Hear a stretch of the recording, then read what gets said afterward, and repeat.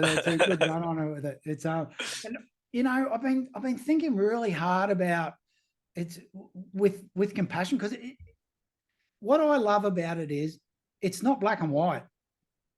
Mhm, There's a lot of, and it's not even gray. There's just so many levels to compassion, mhm, and it doesn't matter how big or small it is. It's compassion, right? So it's got to come from mhm. you.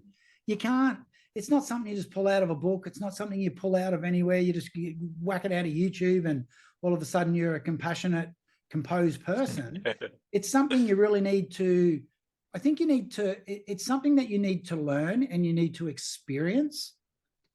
It's, it's very hard to initially have, especially from like when we're at a young age. Compassion's probably more, compassion's coming towards us than us giving compassion out. It's because Mhm, we're at the beck and call of what happens. So it's something that you grow, and you, in those connections that you create throughout life. This is my take on it, right? You may have a very different one, but No, as no, you no, take no it, as problem. you take, as you move through life, and based upon all your conditions that you come across, so your environment, the people that you meet, the words that you take in, and how you process all those words, and how that body language, just the holistic side of how you connect, is a big indicator of how you have compassion later on in life.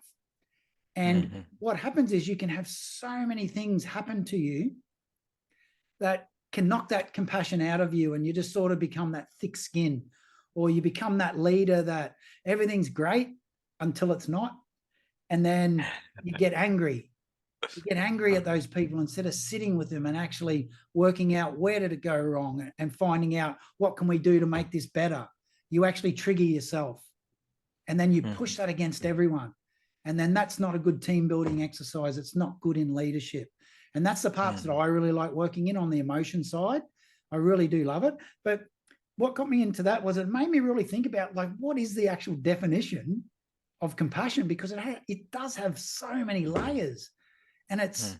it's what I find compassion, you may not. And that's one of the real deep sides of it. So this is what I come up with. I'll read what I wrote. I've got Sure. it's a deep awareness of someone else's suffering, coupled with a genuine desire to assist, help, or aid. Mhm, Now, it mhm. moves beyond feeling or understanding of someone else's pain, like empathy, and it involves taking action and showing a willingness to help.